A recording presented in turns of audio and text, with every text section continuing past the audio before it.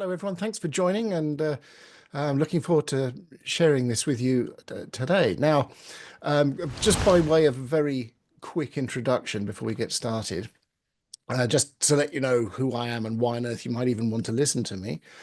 What I do by way of a day job is deal with conflict in workplaces, and in particular at very senior levels. So mostly what I get involved in is conflict resolution, investigations, and mediation involving C-level executives, senior VPs, and things like that. And this could be a number of things. It could be a disciplinary issue, it could be a leaking of proprietary information, it could be sexual harassment, it could be complaints of bullying, it could just be political infighting, all of these sorts of things.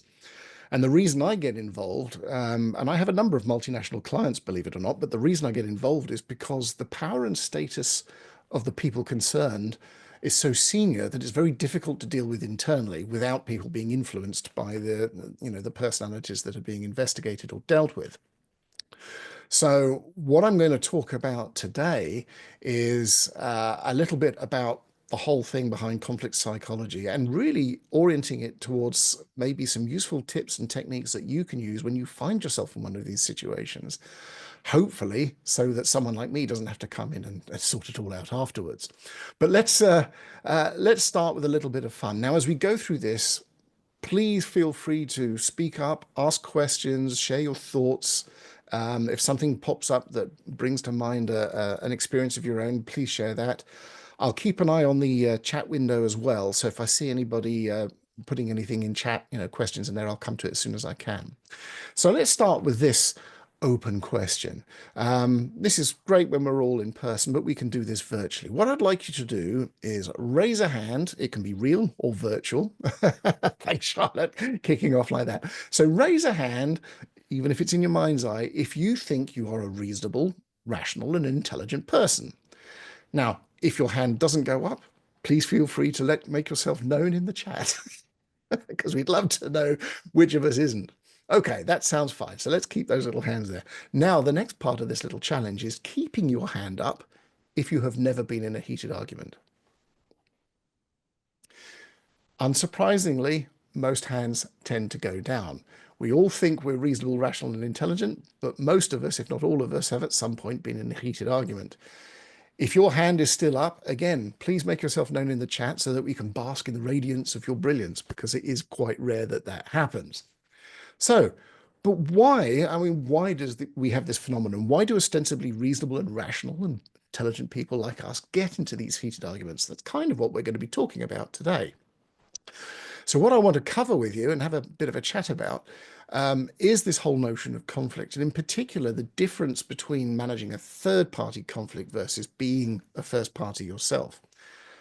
We've all heard about lawyers and mediators and people like me who deal with somebody else's conflict, and that's quite common because it's easy to be an objective third party, a professional that's dealing with somebody else's issue, because at the end of the day, it's somebody else's problem. I'm not emotionally invested in it. I can remain objective. I can use my professional skills to navigate it. Completely different dynamic when you are the person in the conflict with yourself, because now it is emotional, now it is high stakes, and sometimes those professional skills can go out of the window. So that's what we're going to explore.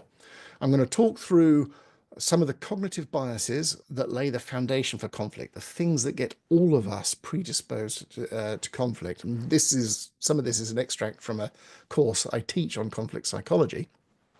I'll then guide you through a simple model that talks about how conflicts escalate. And this model applies to everything from interpersonal conflict, whether it's domestic, at work, between political parties, or between even nation states. They all tend to follow a very similar pattern.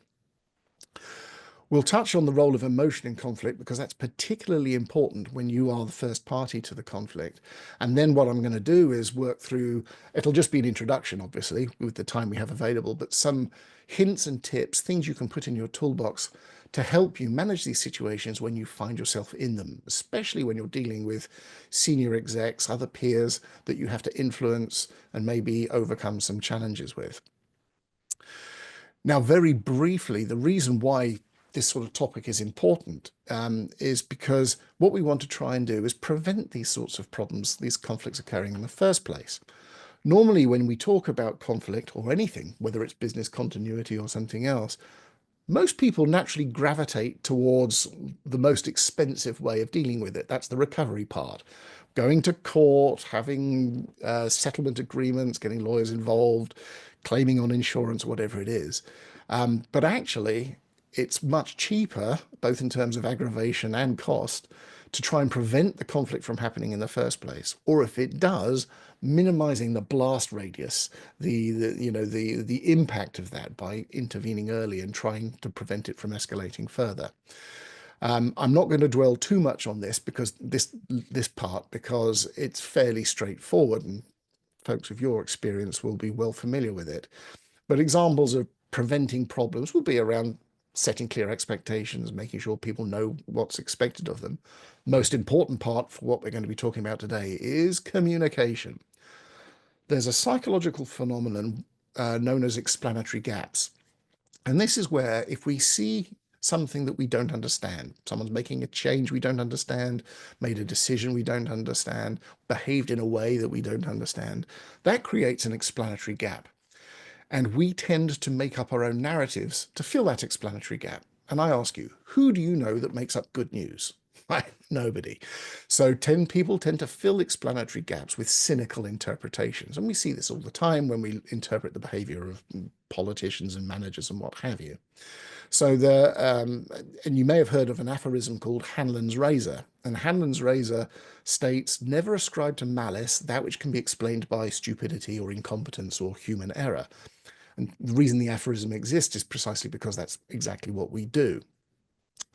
Another thing we can do to prevent problems, of course, is whenever we know we've got a change or a proposal coming up, is to do a potential problem analysis, anticipate points of resistance, and so on and so forth. I'll cover a little bit of that later, but again, I don't want to spend too much time on this stuff. I did want to briefly touch on what I meant by containment, though, about minimizing the blast radius when we have these sorts of issues bubbling up. The biggest one, the most important one, and this is something I always stress in management and HR training, is never let a problem fester. When you know something's wrong, when you feel something's going awry, intervene straight away, deal with it, because the sooner you deal with it, the easier it is to deal with. If you don't, it'll fester, it'll escalate, and not only that, you'll then have the problem of people saying, well, you never had a problem before, why have you got a problem now? You must have a personal issue with me, it must be a malign agenda. It just makes it far more complicated. So informal conversations, quiet words, and everything else are very helpful there. And in particular, if you are in a situation which is contentious or potentially contentious, get advice from someone like me. I mean, that's what we're here for. And recovery, as I said, I won't drill into this too much, but this is where you start getting into all the formal stuff, the grievances, the appeals. In the UK, we have a body called ACAS, the Arbitration, Conciliation and Advisory Service. That's a stage you go through before you go to the courts, the employment tribunals, and so forth. This is the expensive stuff. This is where the lawyers get involved. You might claim on your employer's liability insurance and deal with the costs of dismissing and hiring and all the rest of this. This is the stuff we really want to avoid unless it's a last resort where we have to go there. Hopefully that's all making a bit of sense so far. And I know it's a little bit of a white knuckle ride, but I just wanted to set the stage before we get into the meat of it. Okay, so 4 fundamental cognitive biases. These are the things that are going to predispose us into getting into conflicts. Now, there are many, many cognitive biases. I'm picking on the 4 that I think are the most fundamental to this phenomenon. The first one I want to talk about is something known as first-person perspective bias. Basically, the world is how you see it through your eyes. From birth to adulthood, you build up a picture of the world and what it's really like based on your first-person subjective experiences, influences from parents, siblings, friends, teachers, the socio-economic environment you're in, all of those sorts of things. And so we all have a visceral belief that we know what the real world feels and looks like. The next one I want to talk about is something that officially is known as illusory superiority bias, but you may well have heard of it before under the name Dunning-Kruger, which is the name of the academics that first put this out there. Now, there are many forms of this. The one I'm referring to here is where we tend to be very confident in our intelligence and our ability to be reasonable and rational. And quite frankly, sometimes we tend to think we have above average intelligence and above average reasoning and rationality. Anyone who's ever dealt with other people on social media tends to understand how stupid everybody else is. So we do have that confidence. One that I'm sure you'll all be familiar with is confirmation bias. My observations confirm my beliefs, and it happens again and again and again because we tend to distrust, downrate, or dismiss observations that conflict with our beliefs. And the fourth one is something known as false consensus bias. And this is the belief that all right-thinking people will agree with you. Now, the reason in particular I've pulled these out is, and you may have spotted it already, there's actually quite a logical progression and relationship between these four biases. Think about it. The world is how I see it, and I have above average, probably, intelligence, rationality, and reasoning. And anyway, everything I observe confirms my beliefs, so surely any right-thinking person will agree with me. You can see how they feed each other. This leads us inevitably to the position that, well, if I encounter someone who disagrees with me, they've just got to be wrong, right? Very, very common. Everybody has these. No one is immune. So we need to figure out how we're going to deal with this. And this is where we get into how the conflicts escalate. Bear in mind those four biases as we go through this. Imagine what happens when two people who have those biases disagree. So we're going to use the Bob and Jane analogy. So we have our friend Bob. He expresses his point of view. Jane has a different perspective, of course. Now, everything starts out very calm and very rational. And Bob's thinking to himself, no problem. I just need to explain where Jane is wrong. Everything will work out fine. Jane, of course, has her own worldview based on all of those biases and perceptions that she has. And she's thinking largely the same thing.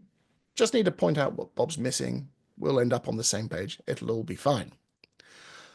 That's not what happens, though, of course, because they have fundamentally different points of view. So Bob's a little confused, but it's okay. Maybe I just wasn't clear. I'll repeat myself. I'll reiterate. I'll re-emphasize, try and see if I can reword the point and make it land. Jane, going through a similar process, still disagrees. So from Jane's point of view, she's thinking, no, this isn't right, but maybe Bob just hasn't got my point of view, so perhaps I need to do the same thing. Explain it again, reword it, rephrase, or reiterate. Again, at this point, emotions are pretty cool. Nobody's getting upset yet. But they are starting to wonder in the back of their minds, I wonder why Bob isn't getting this. And Jane's thinking, there's something not quite right here, but it's okay. But then things start to get a little bit more pointed, a little bit more emphatic. Maybe a little hint of assertion starts to come in. Repeating the points again, trying to land those points and push them home. Nobody's changing their positions here. Naturally, for the same reasons we've just looked at, Jane still doesn't agree. Why should she? And she's starting to wonder why Bob isn't listening to her. So you can start to see how things could become a little bit more difficult. This then brings us up to the next step. We're on to step 3 of this little staircase. Now, Bob is starting to suspect that perhaps Jane has some kind of agenda. I mean, why else would she not be aligning with his obviously correct point of view? Jane, of course, is going through exactly the same psychological process. Bob might have some agenda. There's something he's after. There's some reason why he's doing this. Otherwise, why would he be constantly countering my clearly legitimate arguments? Now, the problem here, this is where things start to become negative. What could have been a problem-solving partnership is starting to dissolve. And now negative emotions are starting to influence people. A little bit of frustration, a little bit of suspicion, perhaps a little irritation. This is where we start to get into trouble, because now we're moving up to step 4. Bob and Jane start to perceive each other as opponents, as adversaries. And the focus shifts from trying to understand each other's positions or solving a problem. That's not the issue. Now it becomes, I've got to defeat the other person. The conflict is all around the positions that they have. No one's focusing on what the concerns or interests are. It's a battle of positions. The other thing we often find when we get to this level of escalation is there's a certain degree of cognitive dissonance. This is where we attribute our misfortune or our unfavorable circumstances to somebody else. It's always somebody else's fault that we're in an argument. It's always somebody else that's being unreasonable. It's always somebody else that's caused the problem. And this can lead us to a situation where we start thinking, I have to defeat them. They must not prevail. It's a matter of principle. And I can tell you that's something that lawyers dread hearing from their clients. It's a matter of principle, because no, it's not. That's not how you reach an objective outcome, fighting on principle. This, of course, means we end up at the top of the staircase in all-out war, metaphorically, or possibly physically, if you're looking at this same phenomenon with nation states. Totally focused on defeating the other person. It's a war of attrition, come what may, never mind what the original problem was. So can you see that sort of logical progression of how we get from quite a benign start, but those biases, which have been influencing us all the way through, help us climb that staircase until we end up in an all-out conflict of some form. Clearly, this is undesirable. What can we do about this? What tools and techniques can we have? Now, some of this is going to be about mindfulness. You may or may not have any awareness, but things like anger management and depression and other things, these are all non-conscious processes. You don't choose to be angry. You don't choose to be upset. These are visceral reactions. But what we can do is practice techniques that help us recognize what's happening and regain control before we react or before we escalate. And techniques like cognitive behavioral therapy, I mean, that's what they do. So we're not going to go into that right now, but that is a key part of this. We're not trying to stop people from being emotional. We're trying to help people cope better with it. So, as I said, you're not going to choose to how you feel, but you need to recognize that you do feel irritated or frustrated or getting angry, because if you are, so's the other person more than likely. And this is where the first little technique can come in really handy. And this is what we call the timeout. It's very powerful and very useful, and you can use it to your advantage. So this is where you say, I just want to take a break. Let's adjourn for a bit. I'll come back to you. Something along the lines of, you know what, Jane, you've made some interesting points. I really need to think about this and then come back to you. Let's take a half hour or a half day. We'll get back together in the morning, whatever it is, so that I can then come back to you with my thoughts. The obvious immediate advantage of this is it gives you an opportunity to reflect on, why isn't this conversation going the way I thought it did? I've obviously not understood or not anticipated whatever agenda or interests or concerns they might have. How can I reframe this and make it a more constructive conversation? It's also a chance to calm down, naturally, like, write the angry email, go away, have a coffee, then come back and rewrite it and send it. And it also gives you an opportunity to reconsider your own positions and interests and what your red lines are and things like that. Also, by phrasing it along the lines of, let me think about what you've said and I'll come back to you, sends a very, very positive signal. It sends the signal that you're listening to what the other person has to say, even though we don't necessarily agree. And that means that the other person is more likely to be receptive to listening to you when you do reconvene. Now, it's not a silver bullet, it's not a guarantee, but it's a really powerful technique. But what you have to be careful of is not to overuse it, because then it loses its power. The other thing to bear in mind when you detect that you're starting to climb this staircase and you're having these challenges is to be mindful of behaviors, because behaviors will drastically influence the probability of you reaching a positive outcome. I often tell folks, there's that old saying about losing the moral high ground. You can't lose the moral high ground, by which I mean nobody can take it from you. You can only give it away. So the moment anger and emotion and all of those sorts of performative things come in, you are going to be putting yourself on the back foot. And that's why it's so important that we learn how to control these things when we're the first party in a conflict. Okay.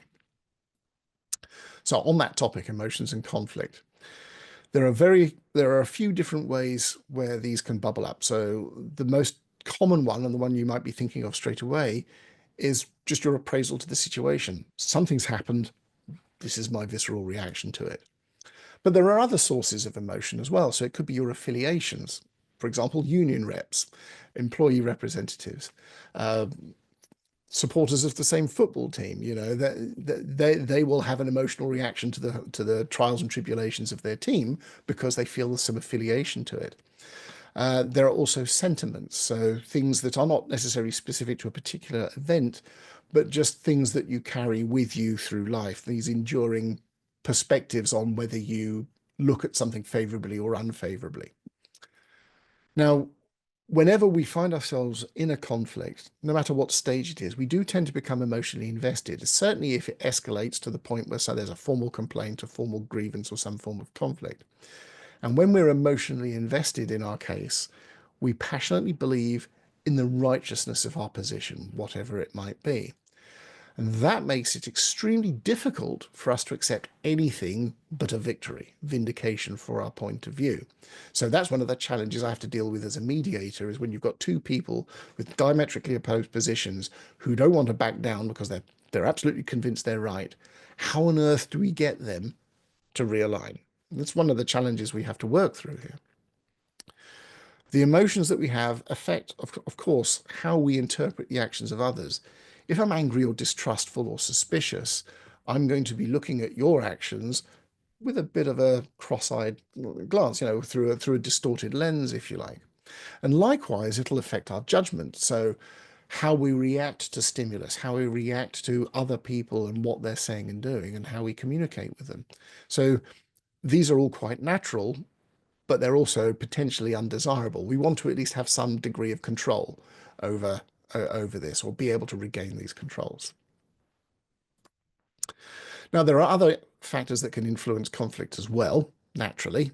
People have different personality traits. Some people are quite mild by nature. Some people are jerks. But there's also internal and external referencing, which is, now this is to do with neuro-linguistic programming, if anybody has come across it.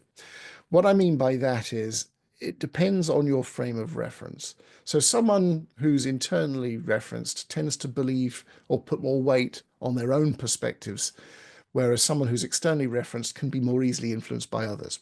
So for example, imagine you went to work in a loud and brightly coloured Hawaiian shirt, and a bunch of folks are saying, Jim, what on earth are you wearing? Well, my retinas are singed. You might want to rethink your wardrobe. Now, the internally referenced person will say, they don't know what they're talking about. I know I look cool, to hell with them. Whereas the externally referenced person will think, I really like the shirt, but you know what? Maybe I will reconsider. Maybe I'll change into something a little bit more conservative. So that's the difference between internal and external referencing. Previous history is important too. So if I've had a negative experience with someone in the past, I'm going to be anticipating or expecting a negative experience in the future. And that might even give me motivation to go into a setting looking for a reason to pick an argument, perhaps. So that's a problem. Even if it's not necessarily down to negative emotion, it can cause an inhibition. If I feel I've had a difficult encounter in the past, or if I feel that I've not been listened to, or worst case, I've actually experienced some detriment or recrimination, that will inhibit me from being open about what concerns me and getting engaged in dialogue. And that's not going to help us, because dialogue is the only way we're going to get through this. There's something else. I won't go into this in too much detail because hopefully you may have come across it in the past. I think it was 1959, French and Raven that came up with this. So these are the bases of power. You can rely on authority so that you prevail in a conflict. You can use your ability to give or withhold rewards. You could be a recognized expert. You might have some charisma. I mean, celebrities have influence just because they're celebrities, not because they necessarily know anything about the topic in question. The mirror image of the reward is coercive. So parking fines. Parking fines are a punishment for non-compliance. So that's another form of power, if you like. And the last one on the list is about the gatekeepers in the world, the people who have access to people, resources, information, and they use their power of that control in order to prevail in conflicts. I didn't want to get into it too much here, but we can always talk about it a bit more if it's of interest later. So with all of this said, let's have a talk now about what can we do when we're in these conflicts. Again, this is going to be an introduction. We don't really have the time to get into a really deep dive on this because it's a multi-day training course potentially. But also I want to disclaim certain things. There are no silver bullets here. We're not going to be waving our hand in the air and saying these aren't the droids you're looking for. There's no mind tricks. And we also need to bear in mind that it's not all about the other person. It's about us. Having said that, you can't reason with the unreasonable. There are certain views that people hold that you're just not going to be able to change their mind over. So, for example, extreme forms of prejudice, it's very, very difficult to just sort of reason them through that. And some of these techniques are just not going to be appropriate in certain circumstances. So if there's a severe behavior issue, a conduct issue, something like that, then you're not really trying to sort of align and sort of find a way to agree with each other. Those have to be sort of dealt with for the problems that they are. Right. So you probably heard me use or refer to positions and interests earlier on, and this is something that comes from the mediation world. A position is what you want. It's a demand, it's what you think the outcome should be, and it'll be informed by both objective and subjective wants. But basically, this is where you say, this is what we want, this is what the outcome should be. It might even be, I oppose the other person's position. You quite often see this sort of conflict in employment settings where employee representatives and unions come into conflict with management, for example. That's a classic example, but it can happen in boardrooms. It can happen anywhere where the parties involved are lobbying and advocating for solutions that are in conflict with each other. An interest, on the other hand, is what lies behind the positions. So this will be why do they have that position? What concerns, worries, issues, or even aspirations do they have, upon which they've based the position? And typically when people end up in conflict, they talk about their position. They don't necessarily reveal what's informing that position. And that's something we can use to try and figure out how to go forwards. And it's a problem because when you have a conflict that's based on positions, which is the most common situation, you've got nowhere to go. All you can do is oppose or defend. Oppose your position, defend my position. However, if you're able to reframe the conversation to talk about what are the interests and concerns behind the scenes here, now you've got an opportunity to discuss, to explore the landscape, maybe identify some wiggle room, some way of taking the conversation forward. And that's what we try and do in mediation settings. And it's definitely something I would encourage looking at when you find yourself apparently butting heads with someone. The other thing that's very important is that by going into looking at the interests and the concerns, that enables you to engage in a sincere dialogue and be seen to do that. People respond well to perceiving someone as taking a genuine interest in what the problem might be from their perspective and what bothers them, and that helps you explore those possibilities. When you have those conversations, that typically, in most cases, will present some options, some potentially viable solutions, something that is valuable to one of the parties, but is relatively low cost for the other party. It's something that's within your gift to give. And if you do end up in a situation where all of the parties get the things that they value for a cost that's acceptable, great. We now have a potential agreement.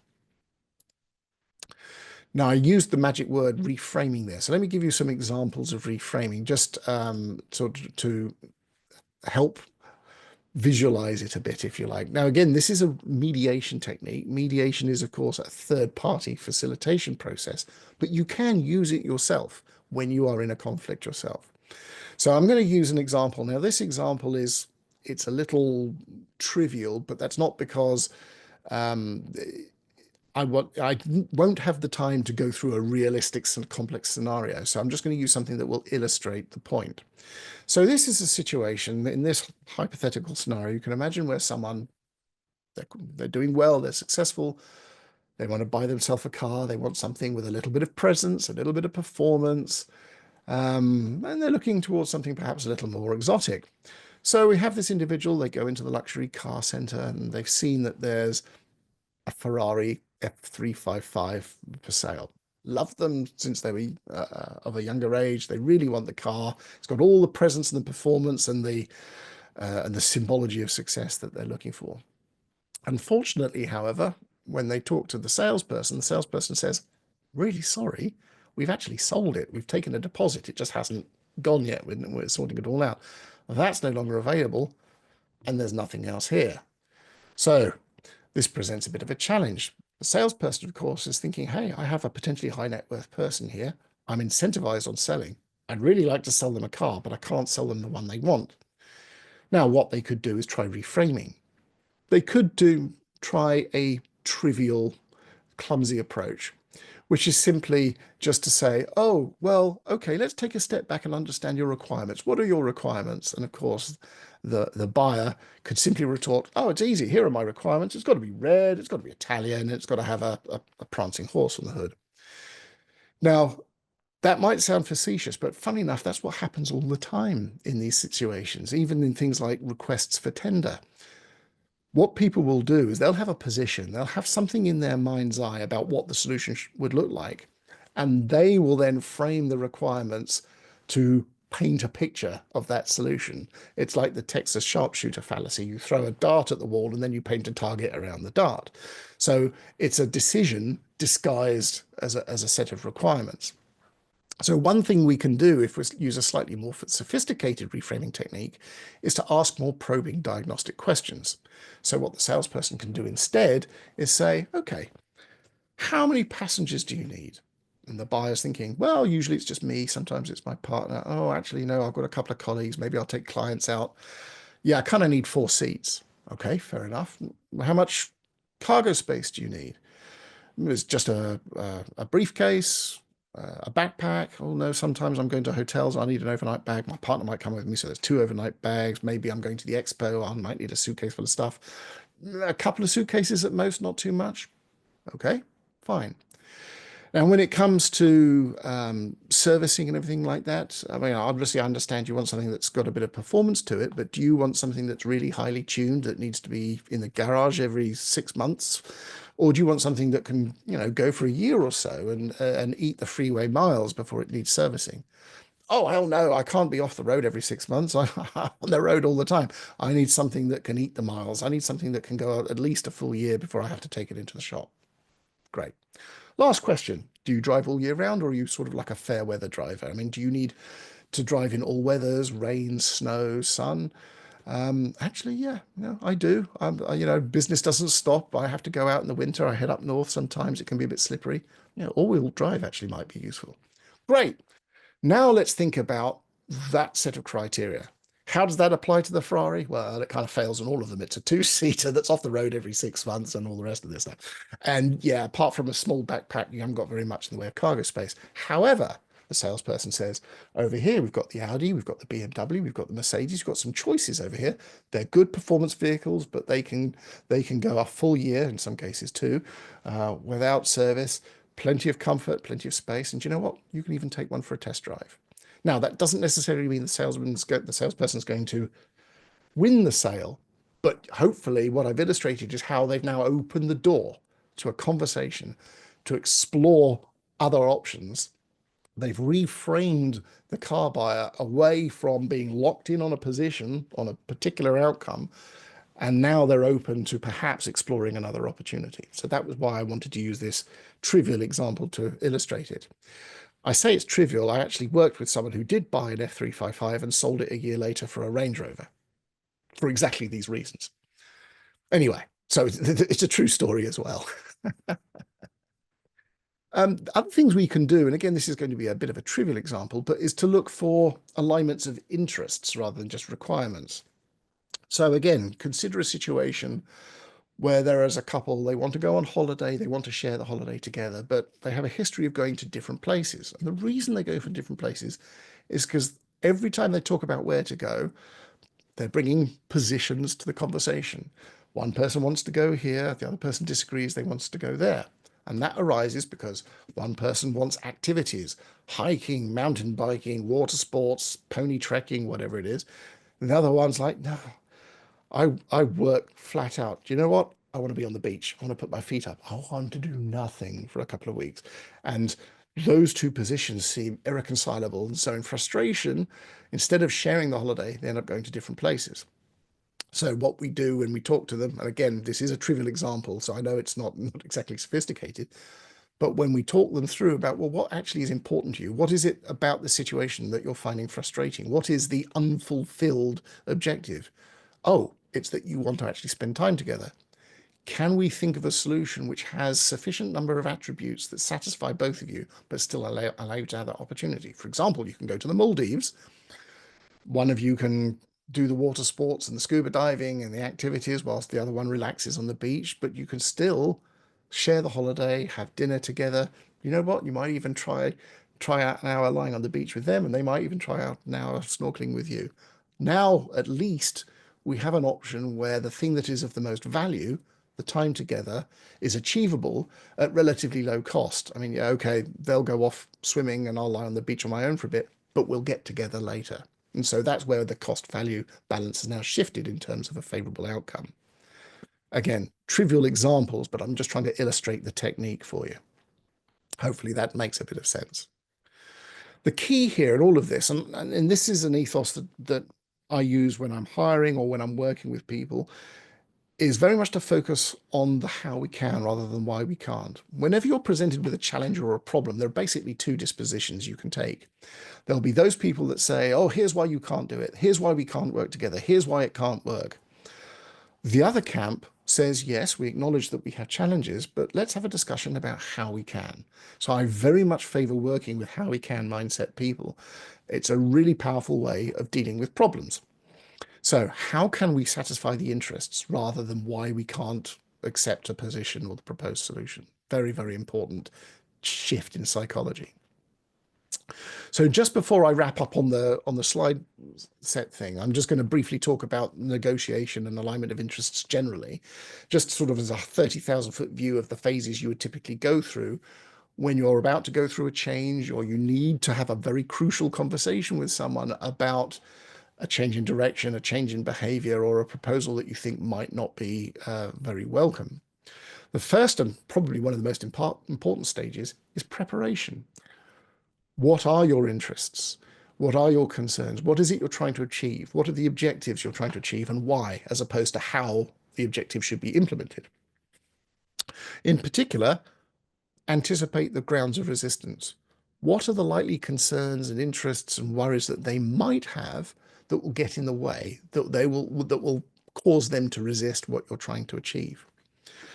We also need to understand your red lines, the things that, the line beyond which you cannot pass. And these are the BATNA there is it's a negotiation term referring to the best alternative to a negotiated agreement.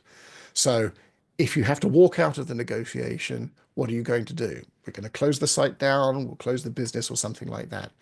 These are not necessarily desirable outcomes by any stretch, but it's a good idea to be prepared to know what your red line is. And that can sometimes be helpful at some point in the negotiation process. Similarly, understanding your interests and needs, your objectives, and hypothesizing what theirs are, you can start to build up a picture of what the possible zone of agreement is, the zone of possible agreement, the ZOPA here. Where is there scope for us to potentially align on our interests? With that preparation done, you can then go into the dialogue and ask those diagnostic questions to probe for their interests, to tease out what concerns they have, and start to begin sharing some of yours and identifying that zone of potential agreement. Have you got it right? What is the scope with it? Do they overlap? How far are we away from our respective red lines? And this helps create those opportunities to seek out, things that you can explore, alternatives and options. Then you get into the negotiation stage. Once you understand what all of the interests and concerns are, you can then figure out what can we do to potentially satisfy these? Can we satisfy these? And this is where we get into the whole dialogue thing, linking creative options and brainstorming to those interests to see if we can reach alignment. And this is where we sort of try and strike a balance between our best alternative to a negotiated agreement, the red line, and the zone of possible agreements. If we're successful, we get to a point where all of the high value interests are resolved and it's mutually satisfactory because no one's had to give away anything that's too expensive for them. And then you've got an agreement. Once that agreement's put in place, that's not the end of the process actually, because interests can change over time, circumstances can change.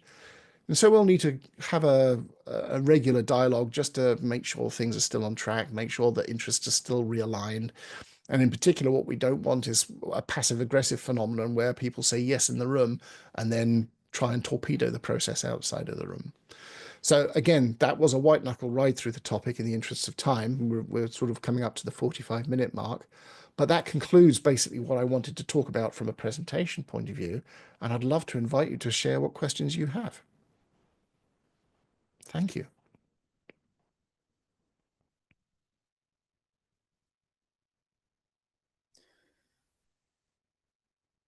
Wow. I guess so I'll start.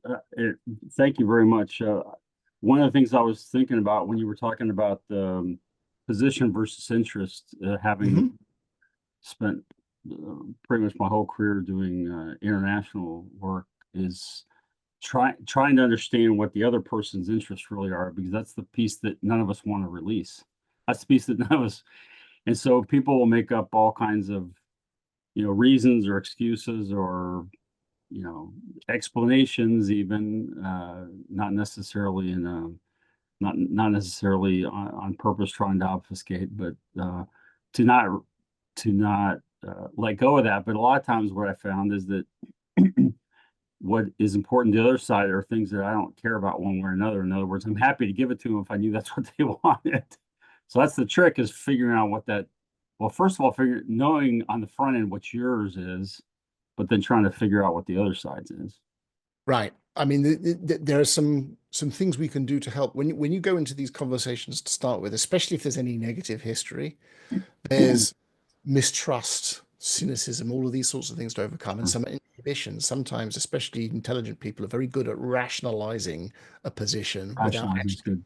Yeah. yeah, without really getting into what's under. Yeah, So a right, number right. of things, a number of things you can do to mitigate that and deal with it.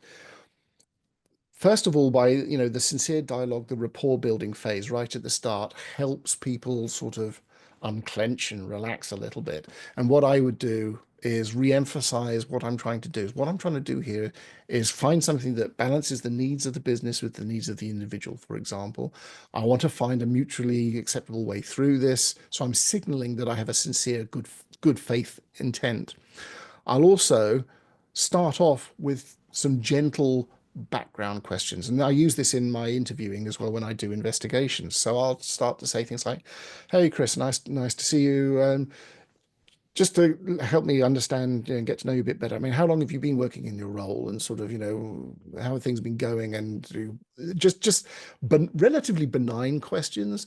And the reason I ask those is it gets you accustomed to answering questions because in a non-threatening way. The questions are harmless, the questions are innocent, and so you can get a feel for answering a question without feeling any inhibition about it. That then makes it a little easier for the barriers to start to soften and for me to ask slightly more probing questions.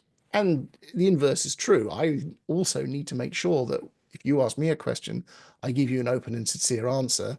Me being open and sincere with my answer will help you then feel more comfortable about sharing as well. So, it's a two-way street. I'm not for a moment suggesting that people don't play games. Absolutely they do. In my experience, say going back to the point with unions, many of us have a stereotypical view of unions that they're fist thumping, far left leaning militants that just don't want any form of negotiated agreement. They just want everything their way. Nothing could be further from the truth. Whilst there are some folks like that, in my experience, the vast majority of union folks want a fair balance between the needs of the business and the needs of the individual. They know you've got a problem to solve. They just want to understand why it's a problem and figure out what we can do about it. The obvious concerns, like people are worried about a loss of income, a loss of job, yeah, that's fine. But There's actually a question behind that. Why are they worried about it? Surely it's obvious why they're worried about losing their job. Maybe not. Maybe it's you've got a middle-aged workforce who are worried about job mobility. It's not just losing my job, it's my ability to find another job. Maybe upskilling or some form of development program will help people feel a little more confident in their replacement programs and things like that. So, losing your job or losing your income obviously is a bad thing, but there's a reason it's a bad thing beyond the obvious. So you can also ask questions a bit more to try and tease out the unvocalized concerns behind the scenes. That's that I, sort of, I don't know if I completely answered your question, but those are the sorts of things I would do to try and break through that. I saw Jeremy pop something in here as well about prevention being cheaper than the cure. So have I seen companies learn from this, from their conflict resolution experiences, and how can other companies benefit? Yeah, yes. So here's a classic one. You've all heard about employee grievances. So somebody raises a complaint, there's an investigation, and somebody makes a decision about who's right or wrong. That has not solved any problems because the broken relationship is still broken. If you're in conflict with someone and someone says, okay, they're right and you're wrong, you're not going to come away from that very happy because you're still going to believe that you had a valid complaint. The relationship is still broken. So what we need to do is not just adjudicate or decide on the issue. We also need to look for how can we reconcile the working relationship, bring these people back together. Because if we don't, another conflict will arise as sure as can be, and you're going to have to deal with that. And most organizations don't have the scope for moving people around and reorganizing people who can't work together. That doesn't scale. Or paying them off so that they leave and don't make a fuss. So that is where to your question, Jeremy, that's where the prevention can really help, because by reconciling working relationships, you're preventing future problems. And likewise, we have also seen in change management programs where we're really clear about what we're doing and why we're doing it, or even, and here's a good one, if you're going to introduce a change where you anticipate some resistance, who are the people that are most likely to resist?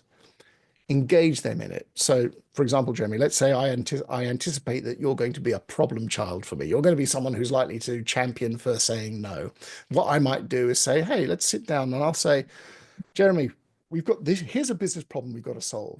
I really would like your input on how we can solve it. I've got some ideas here, which you can give me some feedback, but I'd really like your ideas as well. Now, obviously, I've already got an idea what the solution should be, but by having that dialogue, I'm turning you into a problem-solving partner. And if we come up with a plan that's viable, you have moved from being a resistor to a champion because you've got some skin in the game. You were part of the group that came up with the idea in the first place. And so that shifts your position from resistor to champion. I'm I'm not suggesting this is easy or quick, but I'm just saying, sort of trying to answer your question that way. So those would be some examples of how you can actually realize the benefit of prevention, if that makes sense. So Dennis says something in the chat here as well. How do we best prevent breaking relationships during a rather emotionally charged election is taking place that will significantly affect people's daily lives on both sides of the political aisle? So this is really good because I'm going to have to talk about this cognitive biases here. I have some friends in the US, believe it or not. And I remember the first time, the election before last, shall we say, when it was Clinton, Trump. And I have my moderate Republican friends, and I'm not being tribal here. I don't care what anyone's politics are. But my moderate Republican friends said, we're not voting for this guy because we think he's a good guy. We're not voting for this guy because we think he is a genius or anything like that. We're voting for him because we hate her. Right? That was the motivation. Back to the biases. They had it was, this individual represents a dynasty, a legacy that we can't get into. And the same thing happens the other way, by the way. You'll get exactly the same sorts of views, whether it's a Bernie Sanders support or something else the other way around. Things, without making it a contentious discussion, politics is a really good example of this phenomenon because people tend to, you remember I said about the group affiliation in the emotion section? People have an affiliation with their political beliefs and the groups that represent their political beliefs. It can become very tribal. And we've seen this in the UK as well. There'll be very, very strong sentiments whether it's on the left and the right. And it's quite rare sometimes, certainly in public debates, to have a center ground, a moderate conversation, because issues can be polarized. So to Dennis's question, how can we best prevent breaking relationships? I've done this. In fact, I did a press article here in the UK on this topic around Israel and Palestine, because there were conflicts breaking out at work where people would, make a comment about what they thought about what was the military action going on, and there'd be very, very passionate debates which could spill over into hostile debates over, what people believe and think. The message we give people is twofold. First, it's okay to have a point of view that somebody else disagrees with. And in fact, that's protected, right? I mean, not only is it free speech, it's protected over here. I mean, we have it something as well. A philosophical belief or political belief or religious belief is protected in law under we have it, the Equality Act, but you'll have it there under free speech as well in the Constitution.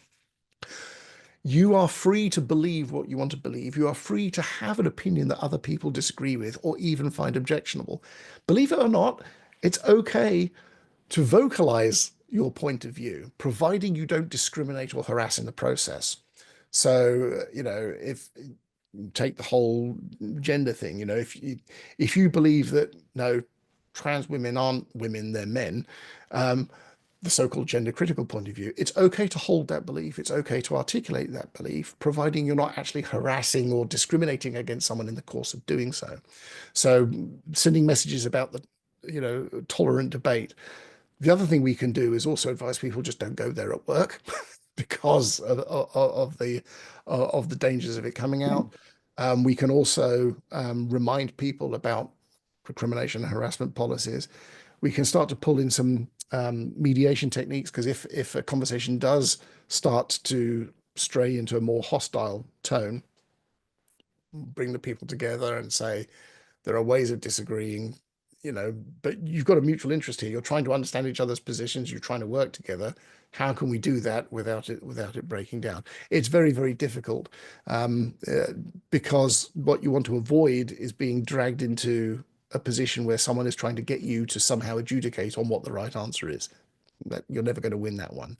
What you want to do is focus on the relationship and the communication rather than what interests rather than positions again. I'm not sure if that's a complete answer to your question, Dennis. We could probably spend an hour talking about just that one. If we get time, we can come back to it. Yeah, no, So I appreciate that. It's kind of interesting though because of the intimidation factor. By having conversations saying don't bring it into work, when we have people who are compelling it into work, they say yeah, that that's intimidation, and we as executives are having to face the retaliation from the employees while we're asking them don't bring this into the workplace because it's disruptive. So that's why it's whether it's politics, whether it's the transgender issue, whether it's yeah.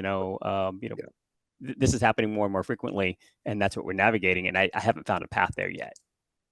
No, I mean the when I'm having these conversations, people will say, "Well, I should be free to have my point of view." It's like, well, yes, but then if we go down that route, everyone else has got a point of view as well, and you end up with this sort of system where everybody's just shouting at everybody. You know, there is a forum for having these debates. The office probably isn't the place. The office is the office. Now, no one's stifling your free speech. You're free to say whatever you want somewhere else. It's just like, people say, we live in a democracy. Yeah, well, office work isn't a democracy. It's an autocracy. That's why we have a management hierarchy. Sorry to rain on your parade. So you do have to have those come to Jesus conversations with folks sometimes, but it is a very, very difficult issue, unfortunately. And sorry, Julie, I know you had a question there as well. How does the current social media environment complicate this discussion? It does. That's a great question, actually. It does in two folds. The internet has given morons a megaphone. In a few decades ago, people could say something stupid and it wouldn't go very far. But now everybody's connected to everybody, and corrosive points of view, or even just contentious ones, can spread very far. The other thing also is that it's much easier to identify who people work for. So if somebody is saying something contentious, there is a potential brand reputational impact issue there as well. And if you bring your employer into disrepute, that is potentially a disciplinary issue. Even if you're outside of work, ranting about some of the issues that Dennis was mentioning there. If you have strong views and you're extolling those strong views, maybe getting into a heated argument, maybe using a little bad language on X, formerly known as Twitter or whatever it is, but in your profile it says, hey, I work for IBM, or on your Facebook page it says, hey, I work for Apple. Well, guess what? People then start emailing Apple or, spreading it all over social media and then bringing the employer into disrepute. That's a bad thing. So again, revising social media policies, helping people understand the risks. We're not trying to stop you talking. We're trying to help you understand how to have that discussion constructively. We had a case in the UK where, we've got the London metro system, the underground system, where a driver on the underground was using the PA system to say "Free Palestine" and get people chanting. He got disciplined for that because he created a hostile environment for Jewish passengers, and not just Jewish passengers, actually, for everybody else who's minding their own business and saying, this is all getting a bit tense, this could kick off at any time. And that was a good case study to show how somebody who thought they were exercising the power of free speech does actually hit a practical limit when it comes to a workplace setting. So social media definitely complicates those sorts of discussions because it provides another route for people to get into conflict, which you won't necessarily know about because it's happening outside of your your sphere of visibility. So great, these are great questions. Any other observations or what challenges have you folks encountered in this arena? Well, I wanted to say, can you hear me okay? Yes, sir. Yeah, so actually, you used a different word, but where you said, how can we make it work? I think I use an expression often when I'm solving conflicts or when initially someone else would just say no is, how can we get to yes? Before I say no, let's explore how we could possibly get to yes. So I'm just agreeing with you. It's just a way that I've used it in the past. Oh, good. Yeah. Thank you. No, and I mean, I think there was even quite a well-known book, wasn't there, called Get to Yes on sort of negotiation techniques. Don't know. Yeah, and you're absolutely right. I mean, that's yeah, that's really what we're trying to do here is just reframe the conversation away from why we can't to how we can. How do we get to yes? I think one of the things with that in mind, when we say, what do I need to do for you to say yes? I'm not saying that's what you said, but for the danger of going down that route to a certain extent is people will say, here's the position you need to satisfy, and then I'll say yes. And what we really want to do, yeah. And then you're like, oh, okay, here we go again. So what we then try to say, okay, now, what are the interests? I've actually got one. I can't reveal the details because it's an active case that's confidential, and it's in a multinational that you will all have heard of.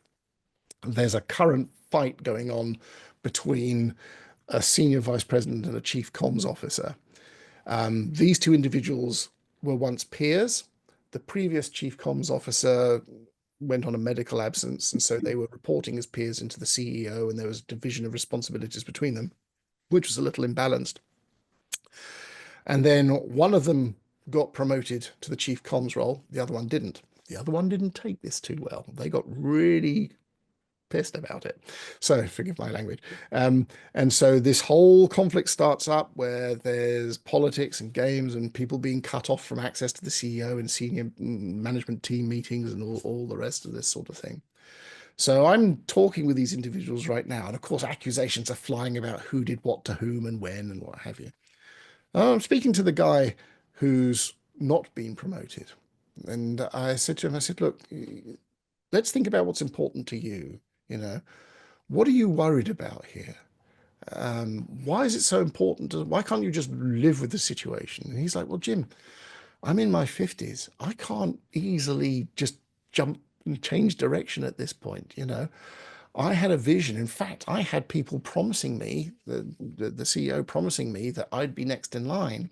But what I'm worried about is all my power being taken away from me and me, my reputation being damaged and me being maneuvered out. So that gave me an opportunity to talk to him about what can we do? How can we protect your interests? How can we deal with the situation in a way that gets you what you want, which is security and a career path to be next in line inside the organization? And most importantly, what do you think this conflict is doing to your chances? That was the key there. As soon as he recognized that the behaviors he was engaging in, it doesn't matter whether you're right or wrong, the conflict itself is jeopardizing the very thing you want to achieve. That changed the dynamic of the conversation drastically. And so we started talking about, for example, perceptions. These individuals have a perception of you and you've got a perception of them, and you're all getting upset because you think the perceptions aren't fair or they're not right. It doesn't matter whether the perception is fair. You need to know that it exists so that you can deal with it. And if you can deal with it, you get what you want, which is you secure your position, you figure out how you can work with folks, you're in for the long haul. We're not there yet, by the way. I'm not claiming victory. This is still an ongoing conversation. There's a lot of baggage to overcome, but that would be an example, David, of what you're saying. So how can we get to yes? How can we get you to cooperate and collaborate with what we're trying to do here, rather than fighting all the way through? Very interesting challenge, that one. Yeah, sort of the typical win-win, at least. Yeah, exactly. Yeah. There's really always sorry to interrupt you. How you No, mentioned, you give up something that's not low cost, so you get the win on what you do want, and the other one the same. You got win-win. Yeah.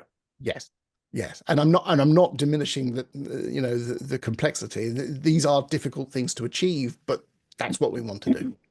Yeah. Thank you. You're welcome, sir. Thank you for the question.